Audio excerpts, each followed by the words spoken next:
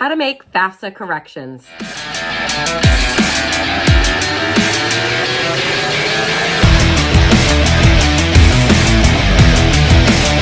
Hi everyone, I'm Tina Steele, the FAFSA Guru, and if you like what I have to say, be sure to subscribe to my channel by clicking the link below. This is a very common question that I get when you fill out the FAFSA form and realize after the fact, once you submitted it, that you made a mistake. So how do you correct it? You simply go back to studentaid.gov. You're going to log in with the student or parent FSA ID, depending on whichever section that you need to correct. And then once you log in, you'll see an option that says Make FAFSA Corrections.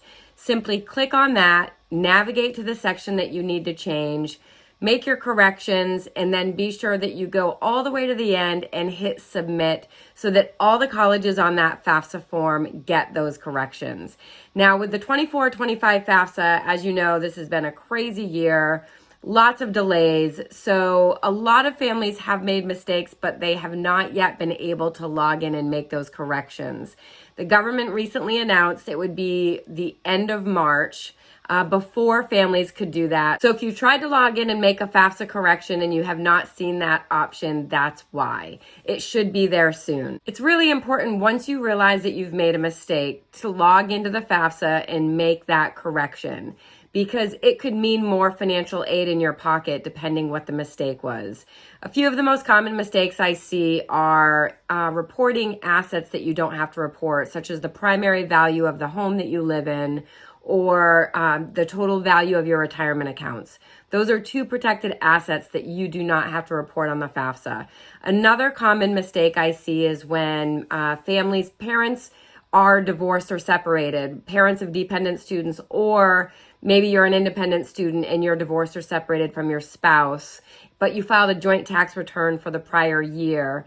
So when you're filling out the FAFSA is getting that joint tax return information. It's really important that you select the option that says you're currently separated, and then some questions should pop up asking you just what your income and assets are, and you want to separate out your income and not your spouse's.